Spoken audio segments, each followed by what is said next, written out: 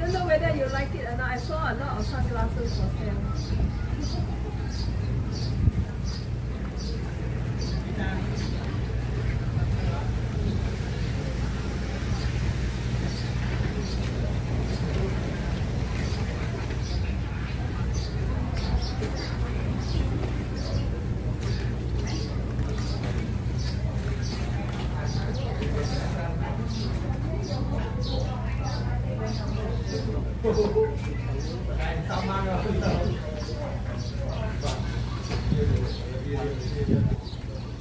Khi cho mà tao phải làm nhầm hả?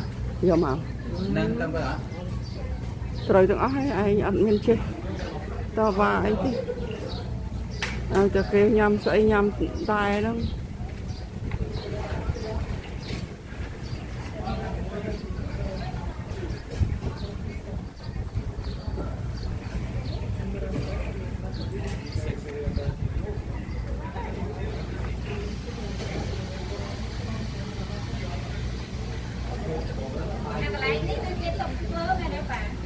Nâng à? Anh tầm ôi nè, quy rong chăn thì nó đang thương. Ôn thích ai dòng quá. Mà lấy lo kìa.